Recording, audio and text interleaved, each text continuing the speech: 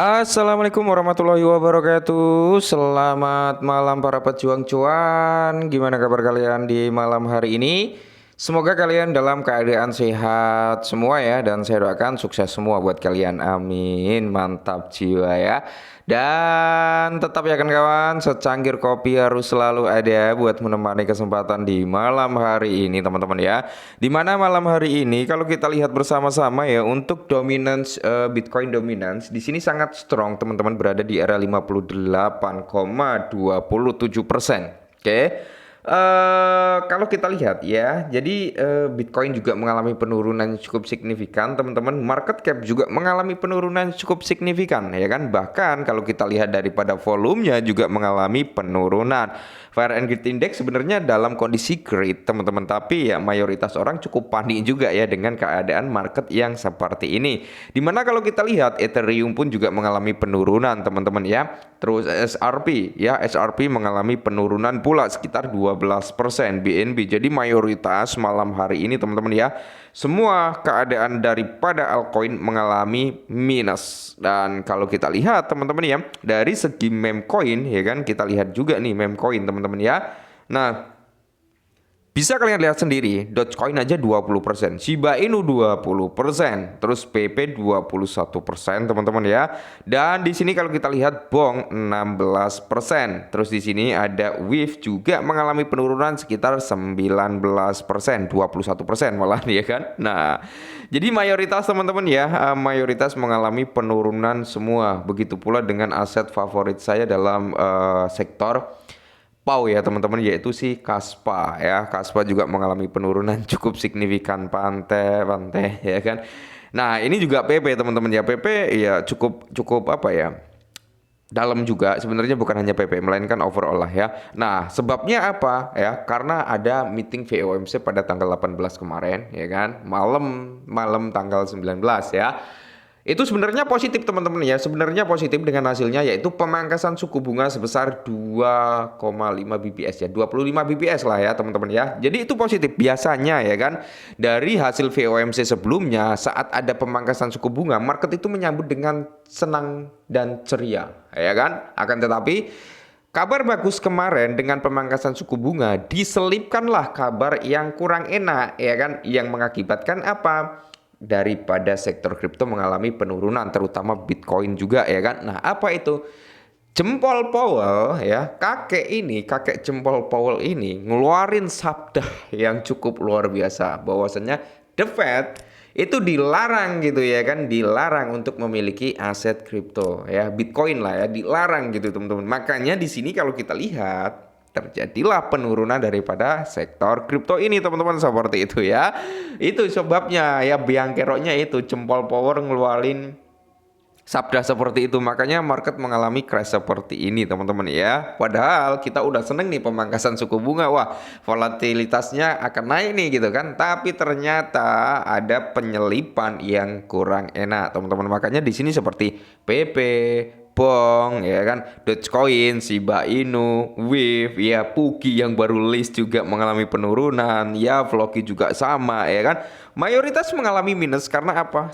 Yaitu sabda daripada jempol Powell ya kan. Nah, di sini kalau kita lihat teman-teman ya, untuk Bitcoin dominan sendiri teman-teman, dia strong. Oke, dia sangat strong dan dia udah berada di area support ya sebenarnya ya teman-teman ya. Apakah area ini nanti akan kejebol? Karena dia udah di area sini nih ya kan, yang kita beri garis lain ini ya. Nah, dia udah di sini gitu kan.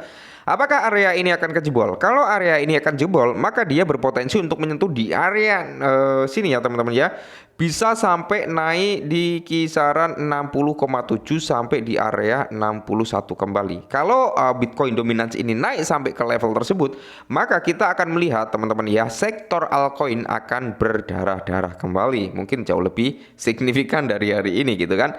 Akan tetapi teman-teman ya, kalau area ini mampu menahan, maka kita akan melihat dominansi ini akan kembali lagi turun ya, akan kembali lagi turun. Kemarin waktu beberapa hari yang lalu lah, karena kita udah melihat ya di bulan November teman-teman ya, September, Oktober, November. Ya, di bulan November itu kan Bitcoin dominance mengalami penurunan, ya kan, penurunan, turun dan kita melihat tuh dari Bitcoin, altcoin itu mengalami kenaikan, ya kan.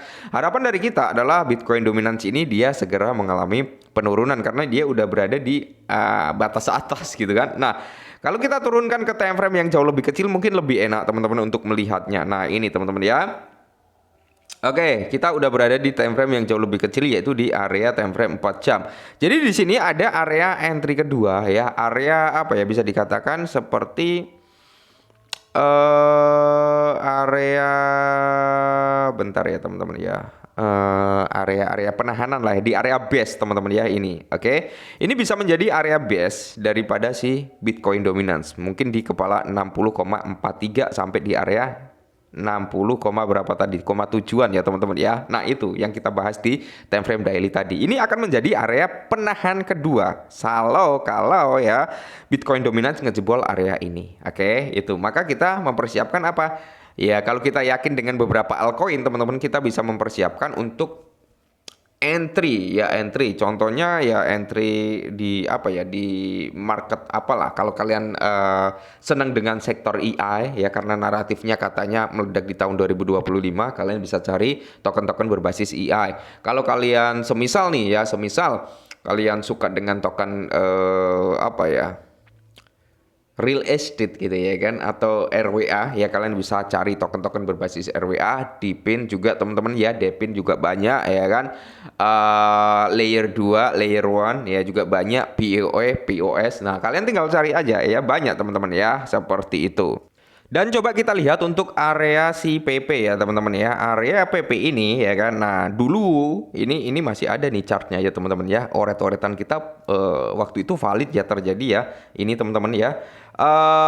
Waktu itu kan kita pernah bilang PP kalau dia nggak ngebreak area ini ya, area ini teman-teman ya. Nah, area ini maka dia berpotensi untuk mengalami rally yang jauh lebih signifikan, dan ternyata area ini nggak kebreak karena ini adalah area low valid teman-teman. Kalau kebreak maka di sini akan ada pembalikan tren, dan ternyata nggak kebreak, langsung dia mengalami rally yang cukup signifikan. Nah, saat ini teman-teman PP itu beberapa hari mengalami retrace yang cukup signifikan ya kan, dan akhirnya dia menutup area gap. Ini ada area gap teman-teman ya, mana ya, nih ya kelihatan ya, ini adalah area gap dan ini udah kejemput area gapnya, order booknya di sini atau apa ya, area order yang open posisi di area ini dan nggak sempet ke apa ya, ke eksekusi ya, maka tercipta area gap yang cukup besar dan di sini udah tereksekusi karena ada penurunan harga. Nah di sini teman-teman kalau kita turunkan ke time frame yang jauh lebih kecil, mungkin ke 4 jam ya, kita lihat. Nah ini udah teman-teman ya, oke, dia juga pas ya teman-teman, tertahan di area sini. Di sini ada area ya bisa dikatakan area sedikit area base-nya juga. Cuman kita perlu waspada juga, PP juga berpotensi kembali lagi retrace sampai di area kepala 10. Jadi kalau kalian yakin nih Bang, saya masih yakin dengan PP. Oke, harga saat ini sebenarnya udah area yang cukup bagus ya teman-teman untuk melakukan DCI, karena di sini bisa kalian lihat ya.